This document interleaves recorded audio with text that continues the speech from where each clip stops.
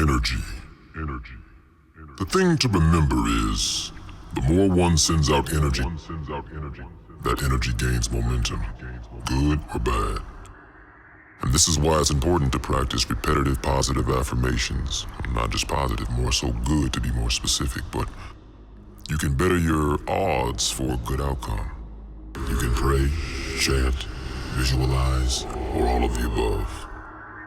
One thing I like to do is I look in the mirror, and I know it sounds corny, it even sounds weird for me to say this, but I look in the mirror and I look deep into my eyes, almost in a hypnotizing manner, and I affirm positive about myself. Now, this is not a new practice, and there are many therapists that suggest this to clients with low self-esteem issues. Many people with self-esteem issues need this, but there are also many very confident people who need it even more, and I'll tell you why.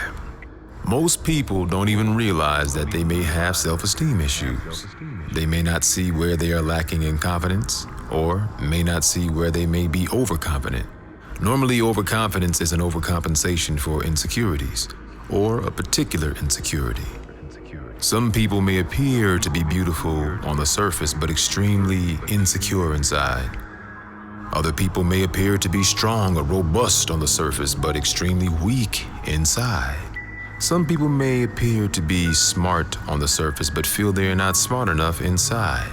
In other words, some people create the appearance of external strength, beauty, or brains as a defense mechanism to not have to face their biggest fear, and that fear is them appearing to be the opposite of what they are physically projecting. The reason for this is insecurities. The person who appears to have it all together may or may not truly and purely align with their physical projection or asset, but nobody's perfect. And there is power in some forms of vulnerability and acceptance. Because it's a simple way to see how one can improve without the ignorance of delusion. There's always room for improvement, and self-love is always a welcoming and simple way to start. But it's kind of hard for that person that likes to appear to have it all together.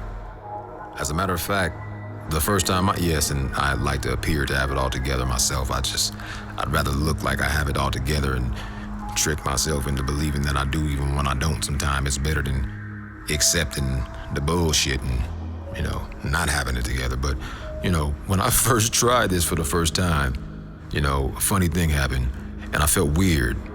It's like I didn't believe myself, almost like I was telling myself a lie. I did it again, and still I felt weird, but I kept doing it until I began to actually believe it, and more importantly, feel it. I learned that to send myself actual love vibrations made all the difference in the world.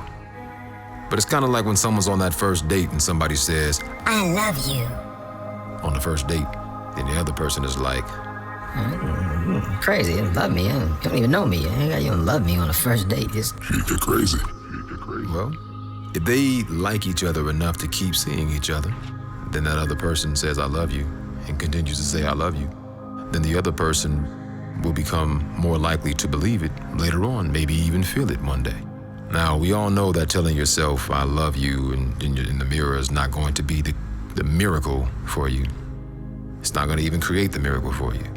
Because of course we know that it takes the participation of yourself to make anything happen. But what it does is break down the wall of the illusion of the lack of self-love. I found it kind of strange that it was awkward or hard to look at myself and send love vibrations through words to myself. When I send love to my family, to my friends, even pets. But it was awkward when sending love to myself. Now, I didn't find it awkward to send love to someone else. Very interesting. In doing this mirror treatment, I found that there's a whole lot of self-love lacking in the world. And I believe that if there was more self-love in the world, there would be more selfless love. Some of my friends tried it too, and they felt the same thing. They felt like they were telling themselves lies as well. Well, I say at least tell positive lies until you can believe them. History has done the opposite. They've told bad lies, negative bad lies, and it's worked on us, and we believe a lie. It's a cold thing.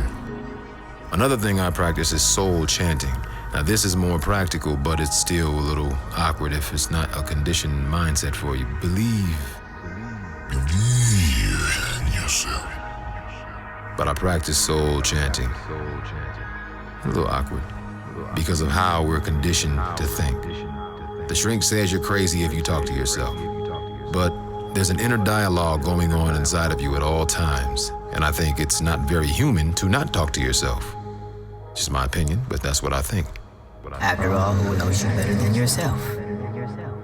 It's most wise to get familiar with your inner dialogue. And even better, direct it to the degree that you can begin to harmonize with a higher frequency. Soul chanting is a good way to direct it. Try repeating over and over. I am blessed, I am a blessing. I am blessed, I am a blessing. I am blessed, I am a blessing. I am blessed, I am a blessing. Then slow your breathing down.